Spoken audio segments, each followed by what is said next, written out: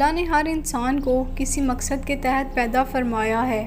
اس دنیا میں آنے کا مقصد اگر انسان بھول بیٹھے تو وہ صرف زندہ لاش ہے، جو کہ صرف اپنے نفس کی تسکین کے لیے دنیا میں اپنی خواہشات کے پیچھے بھاگ رہا ہے۔ اللہ نے انسان کو اشرف المخلوقات بنایا ہے اور سوچنے کی طاقت دی ہے۔ اپنے صحیح غلط کا فیصلہ انسان خود کر سکتا ہے۔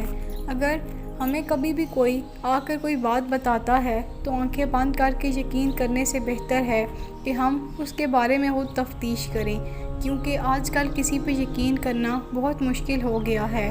بعض دفعہ کسی پہ یقین کرنا آپ کے لیے بہت نقصان دہ ہوتا ہے، لیکن ہماری لائف میں ایسے لوگ بھی ہوتے ہیں جن کی رہنمائی کے لیے ہم انہیں اچھی باتیں بتاتے ہیں، کچھ اچھا سکھاتے ہیں، لیکن بعض دفعہ شاید ہماری سچائی اتنی کڑوی ہو کہ ہمارے رشتوں میں کڑواہٹ پیدا کر دے۔ شاید آپ کی ایسی کوئی انٹینشن نہ ہو کہ آپ اگلے کو اس کی غلطی کا احساس دلاؤ۔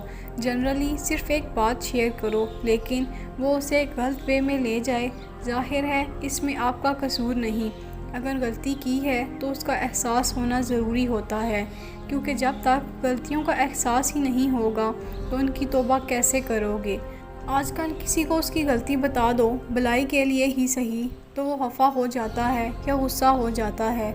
میری سمجھ سے باہر ہے کہ ایسا کیوں ہے۔ میں نے بہت سوچا، لیکن اس کی کوئی وجہ نظر نہیں آئی کہ انسان اپنی غلطی کو ایکسیپٹ کیوں نہیں کرنا چاہتا۔ اور کبھی کبھار اگر آپ کسی کو کہہ دو کہ یہ غلط ہے، ایسے نہ کرو، تو جواب ملتا ہے میری زندگی میری مرضی، مائی لائف مائی رولز۔ آپ کی زندگی ہے، لیکن مجھے تو لگا تھا شاید اللہ کی دی ہوئی زندگی ہے۔ کیوں؟ زندگی اللہ کی دی ہوئی امانت ہے جو اس نے ایک دن واپس لے لینی ہے، اور امانت امانت ہی ہوتی ہے، آپ اس کے حاکم نہیں ہو جاتے۔ زندگی امانت ہے اس اللہ کی، تو زندگی بھی اس کی ہوئی، تو اسے گزاریں بھی اللہ کی مرضی سے، نہ کہ اپنی مرضی شروع کر دیں کہ ہم یہ کریں وہ کریں۔ کلچر کی تباہی کا باعث ہے ہماری یہ بے جا ضد کہ یہ ہماری زندگی ہے اور ہم اسے اپنی مرضی سے گزاریں گے۔ ہمیں چاہیے کہ اس زندگی کو امانت سمجھ کے اللہ کی مرضی کے مطابق گزاریں اور اس کے حکم کی تعمیل کریں، کیونکہ جب ہم اس کے حکم سے ہٹ کر کچھ کریں گے تو ہم گناہ کریں گے۔ زندگی کا مقصد بھلا کے انسان اپنی نفسانی خواہشات پوری کرنے کے پیچھے بھاگ رہا ہے۔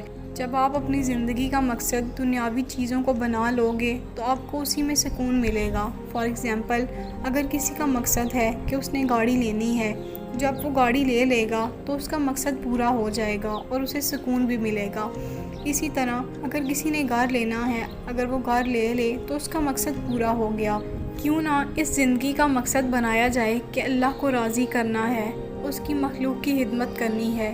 جب رضائے الہی آپ کا مقصد ہوگا تو پھر آپ کو سکون بھی تب ملے گا جب آپ اپنے مقصد میں کامیاب ہو جاؤ گے۔